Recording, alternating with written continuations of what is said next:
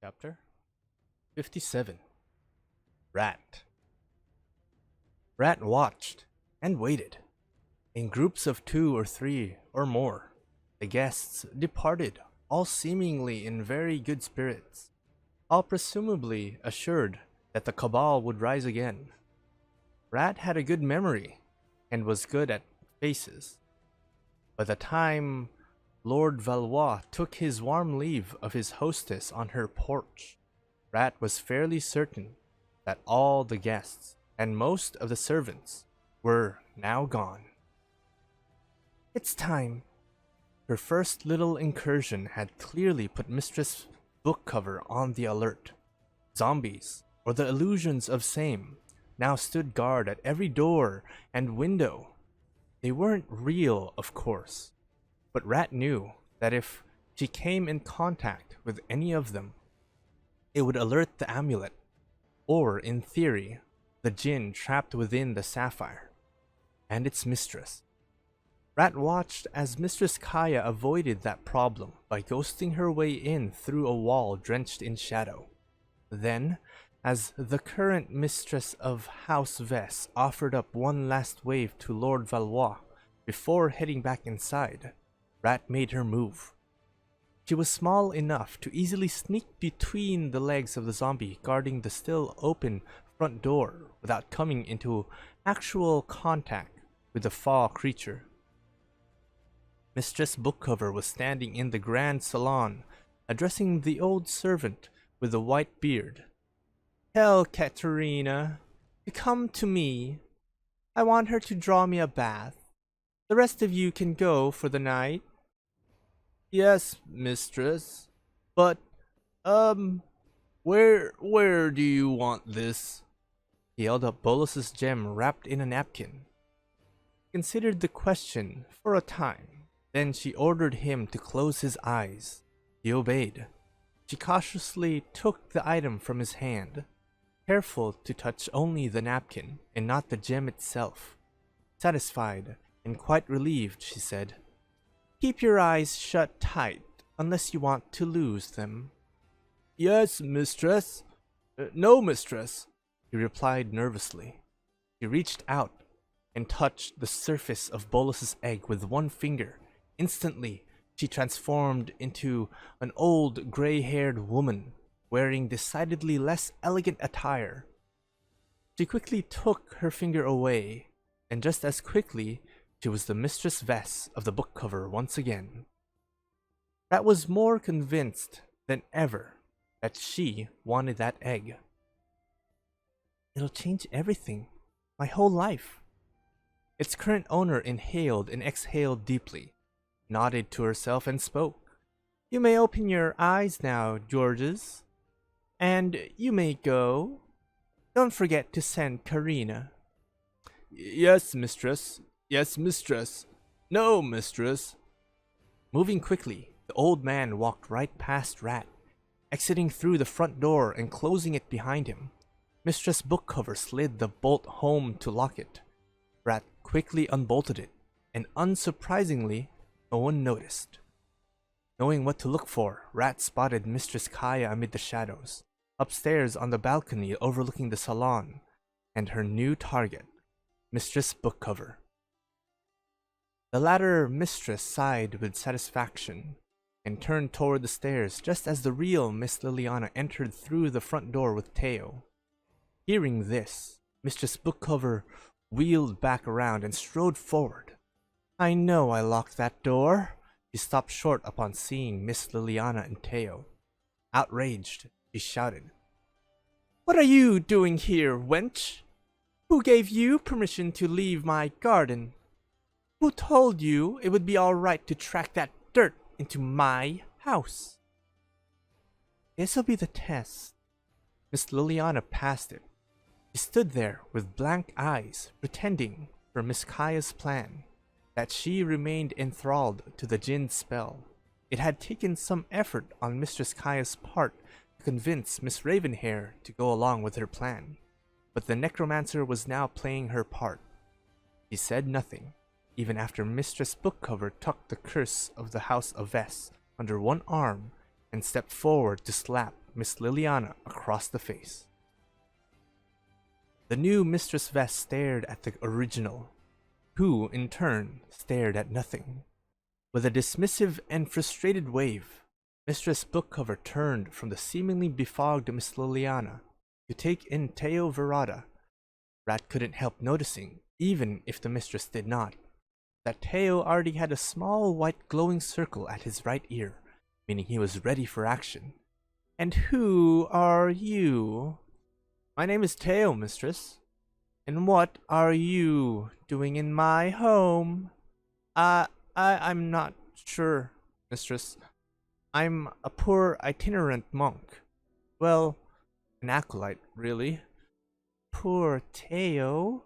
He can't even lie about being a full monk." Rat, who was slowly moving in closer to Mistress Bookcover, thought Teo was a pretty feeble excuse for a con artist, but he looked appropriately nervous, which seemed to be doing the trick. He said, "I walked up to this woman and asked for some bread. She wouldn't speak to me, but she took my hand and brought me here." Now Mistress Bookcover looked pleasantly surprised. She turned back to Miss Liliana and said, "So, you brought me a potential new servant. Good. Good." Rat giggled and shook her head. Mistress Vest was arrogant enough not to even question Miss Liliana's befuddled loyalty. Teo said, I think there's been a misunderstanding, mistress. I'm simply passing through these parts. I'm not a servant, though I am, of course, willing to work for my supper." "Certainly. I don't suppose you have anything of value to trade for your supper?" "No, mistress," he said, shaking his head, embarrassed. Is he actually embarrassed? I should let him hold some of my diamonds. Although, really, he wouldn't appreciate him, you know? Holding the bound volume in one hand and the napkin-wrapped gem in the other, Mistress Bookcover put both down on an end table.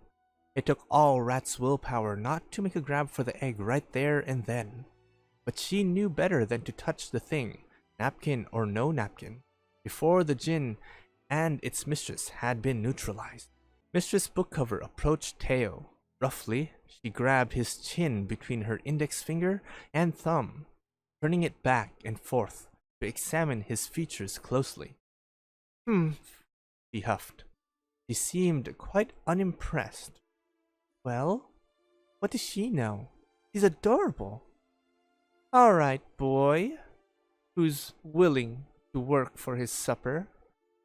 I don't suppose you have any useful skills, such as carpentry or masonry. I'd like to put an addition on my house. I worked in the garden in the monastery. Still not lying. That should be satisfactory. You can work in the garden with this one, offered Miss Liliana another dismissive wave. She also blinked several times and pressed 2 fingers against her temple. Rat knew why. By this time, she was standing right in front of Mistress Vest, reaching for the amulet at her throat. And although the woman couldn't see the young thief, Rat was partially obscuring, blocking, interfering with the false Liliana's view of the real Miss Liliana and Teo. Rat was well aware from her prior experience and the prior testing of her abilities over the years that Mistress Bookcover's mind was filling in the blanks, compensating for what she could no longer see directly. But the added effort was making her edgy. Somewhere in her subconscious, the woman could sense something was wrong, so Rat knew she had to act fast. She got a solid grip on the amulet, right when her target said, "This boy will need a collar." And thus, just as Rat snatched the sapphire away with one good tug, smoke began to flow out of it. "Teo, look out!" Rat shouted in warning, but Teo was ready. He might not have been fast enough to capture a djinn back in Gobakan, but with one sweep of his hand, he captured the small cloud of blue smoke within a sphere of light. The smoke clearly did not like being trapped, slamming against the inside of Teo's sphere. Teo's cheek twitched with each individual impact, but he maintained the sphere. "Can you hold it?" the real Miss Liliana asked, a false servant no longer. "Yes," Teo answered firmly, with enough confidence to make Rat proud. Only as Rat moved out of the way did Mistress Bookcover react, first to Teo trapping the smoke. "What is—" And then, when her hand moved to her neck and found the amulet gone, "My sapphire!" But before she could say another word, Mistress Kaya leapt down from the balcony to hold a dagger to Mistress Bookcover's now naked throat, hissing, "Don't speak. One wish, one word, and you're dead." Rat was still eyeing Bolus's egg-shaped gem on the little table, but she knew the job wasn't yet finished. Forcing herself to turn away from the temptation, she held up the sapphire and asked Teo, "Okay, now that I've got what this thing is, what do we do with it?" Teo, focusing on maintaining the sphere around the still pounding smoke, called out, "Destroy that jewel! That'll set the djinn free of its mistress's control." Despite Mistress Kaya's earlier threat, Mistress Bookcover shouted, "No!" But Mistress Kaya pressed her knife against the woman's throat, drawing a little blood and silencing her. Rat looked around for something to break the amulet. All she could find was the hard wooden end table currently sporting the fall of the House of Ves, and the egg. So Rat reached back with all her strength, slammed the sapphire down against the table. She held it up and studied it. The dark blue jewel was now cracked, but it hadn't broken. Teo said, "Once more." Miss Ravenhair said, "Who are you talking to? What am I missing here?" Mistress Bookcover whispered, "You fools! You're going to get us all killed." "Once more," Teo repeated, and Rat slammed the amulet against the table again. Chapter 58. Ral Zarek.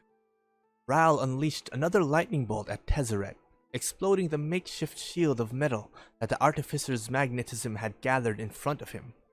Tezzeret was blasted back. Though the Storm Mage had his opponent on the ropes, Ral wasn't taking any chances.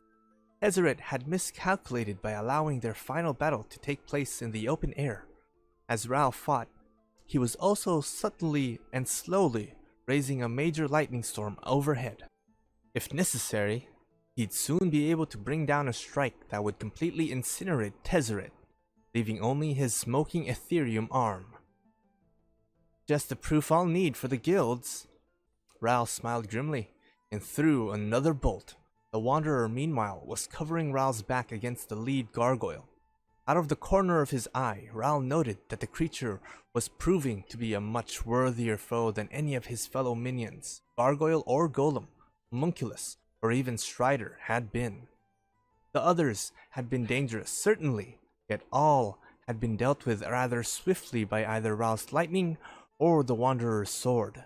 But this behemoth of a gargoyle was fast, agile, and extremely strong.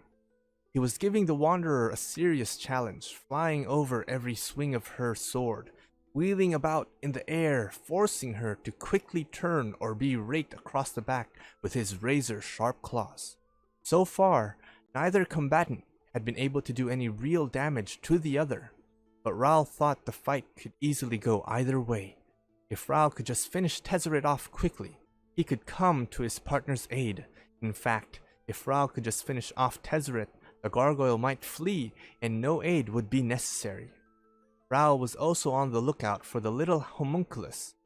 She had disappeared from sight shortly after the battle was joined.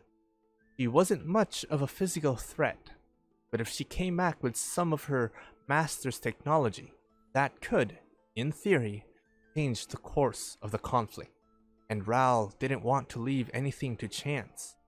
Tezzeret was slowly backing away from Ral across the sand floor of the arena. Suddenly, he raised his arms and two metal pylons rose up out of the sand on either side of the Storm Mage. Instantly, they began to drain the power from his accumulator at a steady pace. "But that's a tip-off." Your machines mock my power, Rao called out. Let's see how much power they can take. He reached out with both arms and blasted out a massive flow of electricity. The pylons absorbed the power at first, but soon enough they were sparking. Rao kept pouring it on. One pylon exploded. Other caught fire and died. Is that the best you got? Rao said. They did well enough. We both know you just used up most of what was stored in your little backpack. True, Rao said, still smiling. Whatever will I do now?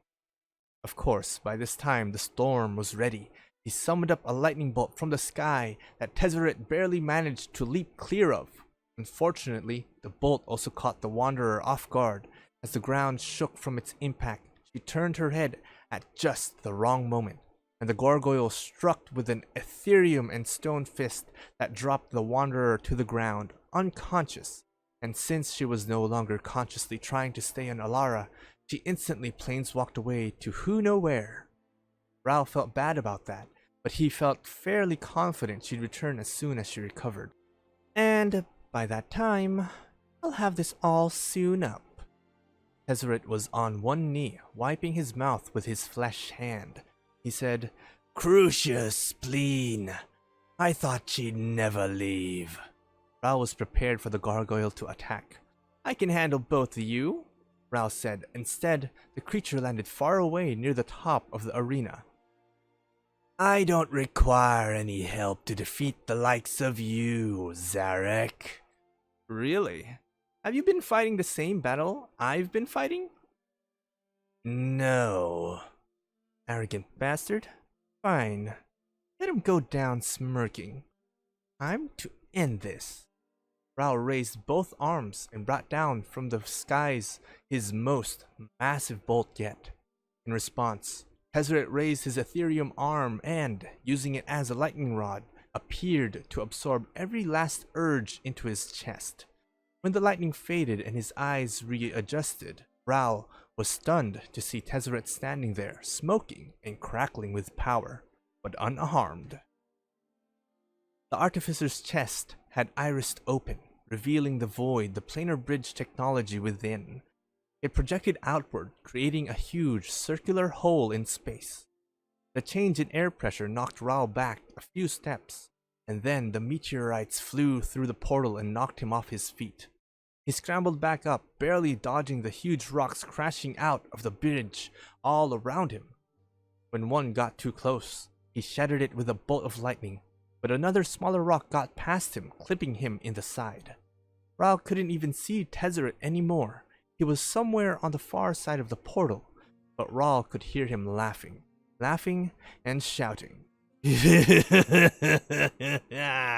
Did you really think I wouldn't be prepared for you, Zarek? All those times we fought, all those times I pretended to be on my last legs, barely escaping your wrath. Did it never occur to you that I had your number? You're a one-trick pony, boy. It's a great trick, most of the time. I suppose with most folks, but not against me. Why do you think we're fighting out of doors? So that you'd be fool enough to do exactly what you did? Bring a storm and fuel my power with it. Fight me, Rao yelled, ignoring the pain in his side while dodging another huge boulder that flew out of the portal and very nearly crushed him. And then, just like that, the planar bridge vanished, sucked itself up into itself to reveal Tezzeret behind it, his chest irising closed. Fine, he said. Let's fight. Shall we use fists? Or do you want to throw more power my way? Taking the chance that the pylons, Tezzeret could only absorb so much, Rao blasted the artificer with everything he had while simultaneously bringing down the most intense barrage of lightning he'd ever attempted to control. It had taken less than this to shear the arm of the god eternal Kefnet. The conflagration was spectacular, and 100% ineffective. When it was over, Tezzeret stood there, static danced all around him. His metal arm smoked. The aperture in his chest was again irising shut, revealing that any excess power was simply channeled away to another plane. He stalked toward Rahl, saying, "Got that out of your system? Good. Now, we'll try fists." Rahl had been in plenty of street fights in his youth on Ravnica, sometimes against several opponents at once, and pretty much every time, until he learned to control his powers and became something of a street thug himself, he had gotten his ass kicked. This was no exception. If anything, it was even more brutal. Tezzeret had 7 inches on him and 70 pounds, more or less. He had a longer reach, metal arm, metal fist, and very few fleshy targets for Rahl to strike back against. Within a few minutes that seemed an eternity, Rahl was doubled over on the ground, bleeding from his mouth and nose. Both eyes were swelling shut, and he was pretty sure he had a broken rib or two. He was definitely having trouble breathing. He had no choice. He had to get away. He tried to summon the will to planeswalk, when Tezzeret raised both hands into the air and backed off a few steps, saying, Wait. Don't go just yet. I'm finished. I'll stop. Really, it's your fault, Zarek. You barely managed to lay a hand on me. But you do get under my skin, so I may have overdone it. Sorry if I got carried away. Through swollen lips, Rahl told him what he could do with his apology. Tezzeret laughed again, and then apologized again for laughing, and then he knelt down before Rahl and said, Look, the fight's over, so let's talk about what happens next. With his flesh hand, he reached over and detached his ethereum arm from the rest of his body, which might just have been the most disturbing thing Rahl had seen all night, as flesh and metal retracted to release the thing. The sound alone made Rahl gag. Or maybe that's just my blood in my mouth. Tezzeret dropped the metal limb in the blood-stained sand in front of Rahl, before standing and walking away. Kernst! He called out, or something like that. The little homunculus came running, carrying another ethereum arm. This one was pristine and shiny, with who knew what fresh technological horrors already built in. The diminutive creature held it aloft, saying, Here, boss! The gargoyle landed beside the homunculus, and took the arm from Kernst. He then proceeded to install it on his master's body with no more fanfare than if he were clicking a rotor into place on a Mizium flyer. Tezzeret said, Thank you, Brock. I've been eager to give this a try. Then he nodded toward his old arm and said to Rahl, That's yours now. I don't need it. And you can use it as proof of your success today. As proof of kill. What? Rahl murmured. He was so confused at this point. He thought he might have a concussion. In fact, he was pretty confident he had a concussion. Tezzeret sighed, and when he spoke again, his words came out with exaggerated slowness, as if he were instructing a young child in something just a little too complicated for the tyke to understand. I don't need the arm. And I really don't need 30 or 40 planeswalkers hunting me in your place. I mean, they can't all be as ineffective as you, can they? Rahl cursed again. Tezzeret ignored it. I have long-term plans, Zarek, and I prefer to avoid distractions. So go back to Ravnica, be the hero, tell them It was a tough fight, but in the end, you triumphed. And by all means, show them the arm and tell them I'm dead. You do that, and we both win. Or tell me again what I can do with the mercy I'm showing, and I'll kill you now. Then I'll offer the same deal to the next great big hero who comes my way. Left with the choice of dying or leaving, Rao reached out with a muted groan and a scraping sound from somewhere within his chest cavity, and laid a hand upon Tezzeret's abandoned arm. Then, summoning up all that remained of his strength, he planeswalked, planes limped, back to Ravnica.